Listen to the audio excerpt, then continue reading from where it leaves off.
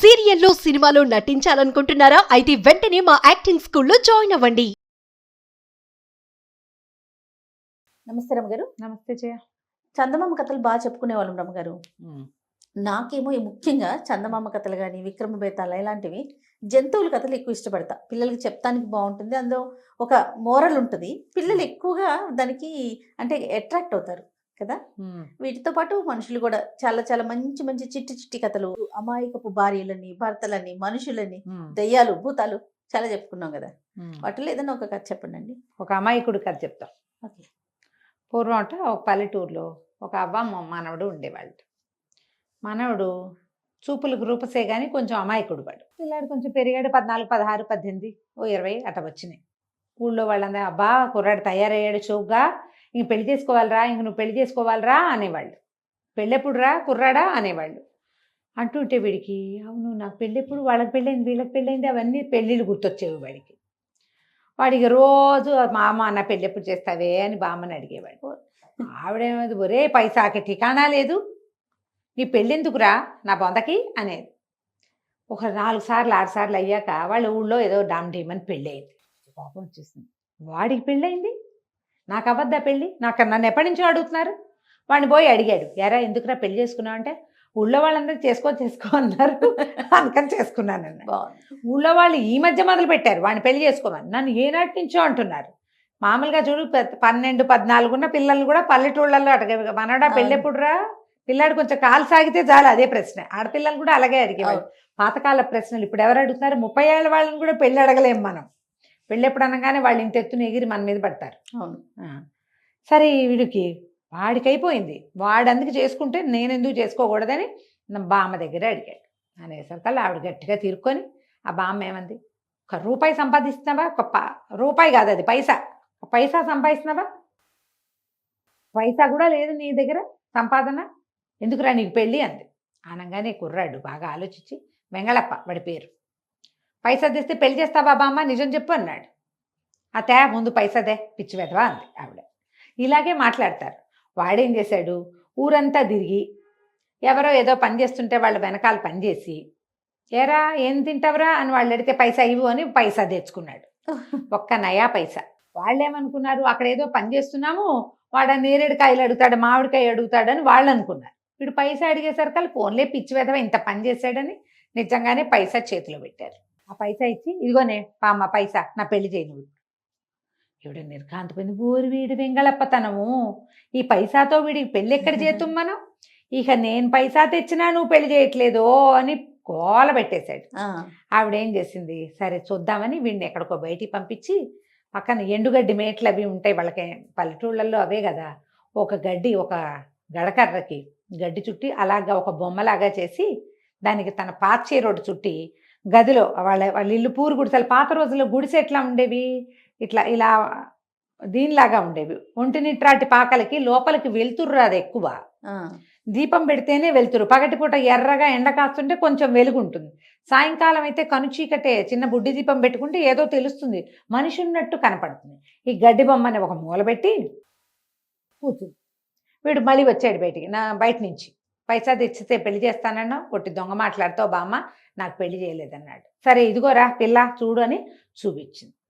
చూస్తే అబ్బాయి లోపల వెలుగు లేకుండా ఉన్న చోట కూర్చునున్న చీర కట్టుకున్న పిల్లవతి కనపడింది వాడికి.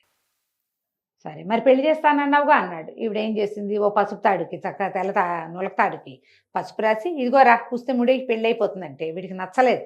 ఇదేం పెళ్ళి, మామూలుగా పెళ్ళి అయితే ఎంత డామ్ డేమ్ డిస్కాన్ అవ్వాలి, పెళ్ళి డాములు లేవు డీములు లేవు, ఇట పెళ్లి చేస్తోందని పోట్టాడాడు. ఇట పిచ్చి పెళ్ళి నేను చేసుకోను అన్నాడు. చేసుకోనంటే బామ్మంది, నువ్వు పైసాకి పెళ్ళంటే ఇంతే, నువ్వు తెచ్చింది ఒక పైసా, దీనికి ఇటాగే పెళ్ళవుతుంది, కావాలంటే చేసుకో లేకపోతే మానేసేయమంది. సరే ఏదో ఒకటి పెళ్లి చేసుకోవద్దు సరేనని ఆ బొమ్మ మెళ్ళలో పుస్తే మూడేశాడు.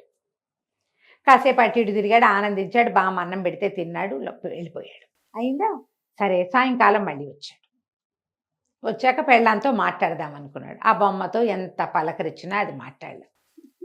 ఏమిటిది మాట్లాడటం లేదు, సూరిగాడు సుబ్బిగాడు వెంకు వీళ్ళంతా చెప్పారు పెళ్ళాం మొదట మాట్లాడదు కానీ తర్వాత కబుర్లు చెప్తుందని. కొత్తల్లో ఎవరు మాట్లాడతారు, ఆడపిల్లలు, పాతకాలం ఆడపిల్లలు సిగ్గుపడి చచ్చి మాట్లాడేవాళ్ళు కాదు, మొగుడంటే సిగ్గుతోటి. ఇది కూడా సిగ్గుపడుతోంది అనుకున్నాడు. ఓ పూట ఆగాడు. రెండో పూట చూసినా అది మాట్లాడిపోయేసరికల్లా వీడికి ఒళ్ళు మండిపోయింది. ఇదేం పెళ్ళి, ఇదేం పెళ్ళాం, మాట వింటలేదని చెప్పి మూల నుంచి ఒక కర్ర తీసి దబి దబి అని 2 కొట్టి గడ్డి బొమ్మని, నువ్వు దెబ్బలు తింటే కానీ నీకు బుద్ధి వచ్చేలాగా లేదని కొట్టేశాడు. కొట్టేసి బయటికి వెళ్ళిపోయాడు. ఈ మహామయ్య దొరికిందే ఛాన్స్ అని చటుక్కున ఆ బొమ్మను ఊడదీసేసి తీసిపోయి గడ్డిని తగలబెట్టేసింది. వీడికి పాపం జాలేసింది. అయ్యో అయ్యో పెళ్ళాన్ని కొట్టేనే అని ఆ ఫ్రెండ్ని ఈ ఫ్రెండ్ని కనుక్కున్నాడు. పెళ్ళాన్ని కొడితే మళ్ళీ బతిలాడుకోవాలని వాళ్ళు తెలియజేశారు. ఓహో ఇది మరీ బాగుందని వీడు మళ్ళీ వచ్చాడు. వచ్చి బామ్మ మా లోపలికి వెళ్ళాడు. చూస్తే లేదు అక్కడ. మా ఆవిడేదే అన్నాడు.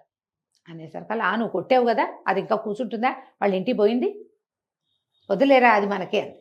అనగానే వీడు ఎవరెవరా, నేను పైసా సంపాదించి పెళ్లి చేసుకుంటే వద్దంటావా? నువ్వు వద్దంటే ఏటా, వాళ్ళ ఇల్లు ఎక్కడో చెప్పు, నేను వెళ్ళి తీసుకొచ్చుకుంటాను అని మొదలుపెట్టాడు. ఇక వాడా పాట మానలా. ఓ పూట 2 పూట్లు టలాయించింది బామ్మ. వాడెక్కడ ఆగుతాడు? వాడు ఆగటం లేదు. వాడికి పెళ్ళం కావాలి ఇప్పుడు అర్జెంటుగా. సరే వీడు బాగా ఆలోచించి ఆ పై ఊళ్ళోకి వెళ్ళరా, ఏ ఇల్లు నేస్తున్నారో ఆ ఇల్లే వాళ్ళదని చెప్పింది. ఈ వెంగళప్ప ముందు ఒక ఊరు వెళ్ళాడు. ఆ ఊళ్ళో ఎక్కడ నేయట్లేదు ఇల్లు. ఇప్పుడు ఇల్లు నేసే ఊరు కావాలి మనకి. పై ఊళ్ళో అంటే ఏ పై ఊళ్ళోనో, ఏ పై ఊరే అన్నాడు. ఆ పై ఊరు అంటుంది బామ్మ. అది ఈ పైన ఆ పైన 5-6 పైనలు ఉన్నాయి, ఏ పైనో తెలియదు. వీడు ఒక్కో ఊరు తిరగటం మొదలుపెట్టాడు. ఈ తీరా వాడు ఒక 4 ఊళ్ళు తిరిగాక ఒక ఊళ్ళో ఇల్లంతా పీకి కింద పెట్టి ఇల్లు నేసుకుంటున్నారు వాళ్ళు, పెంకులు నేస్తున్నారు. అమ్మయ్య ఇదే మన అత్తవారిల్లు అని తెలుసుకున్నాడు వీడు. గబగబా వాళ్ళ ఇంట్లోకి వెళ్ళాడు. వీడు చక్కగా బలమైన పిల్లాడు, ఎత్తుగా ఉన్నాడు, ముక్కు మూతి బాగానే ఉండి తింగరాడు అంతే. వాడు గబగబా లోపలికి వెళ్ళి మా ఆవిడేది అని కేకలు పెట్టాడు. ఆ ఇల్లంతా ఓడబెక్కుని కింద పెట్టుకున్నారు. అన్నీ గోడలే కదా ఉంటాయి, ఇంట్లో అందరు తెరిపిగా మనుషులు తిరుగుతున్నారు. వాళ్ళు తెలవారు. ఎవరబ్బాయి నువ్వు అన్నారు. మా ఆవిడ మీ దగ్గర ఉండిపోయింది కదా, తీసుకెళ్ళటానికి వచ్చాను, నా పెళ్ళాన్ని నాకు ఇస్తే నేను వెళ్ళిపోతానన్నాడు. వీడు నేను ఒక ఆవిడికి మా ఇంట్లో తాళి కట్టాను, దాన్ని నేను కొట్టాను, అవన్నీ ఏం చెప్పటల్లా. మా ఆవిడ మీ ఇంట్లో ఉంది, నాకు ఇచ్చేయండి, నేను వెళ్ళిపోతాను. ఆ ఇంట్లో ఒక కథ ఉంది, పాత కథ. వాళ్ళిద్దరు అన్నదమ్ములు, ఒక చెల్లెలు. ఆ పిల్లకి 11వ ఏటో 13వ ఏటో పెళ్లి కుదిర్చారు. ఈ ముహూర్తం ఇంకో గంటలో ఉందనగా ఆ పెళ్లి కొడుకు ఎక్కడికో లేచక్కపోయాడు, రాలేదు. ఆ పిల్లకి మళ్ళీ పెళ్లి చేయలే వీళ్ళు. వాళ్ళు ఏమనుకున్నారు, ఏదో ఒకనాడు ఆ పిల్లాడు వస్తాడు, అప్పుడు చేద్దాం, కుదుర్చుకున్న సంబంధం కదా అని చూశారు. ఎన్నాళ్ళో అయ్యింది. వీళ్ళు ఎప్పటిదో ఆ కథ, ఆ పెళ్ళి ఇప్పుడు ఇంత ఎత్తునుంది. వాళ్ళ గుర్తులేదు వాడి ముక్కు మొహం ఎవరో. కాకపోతే అతను కొంచెం హడావిడి మనిషి అని మాత్రం జ్ఞాపకం ఉంది.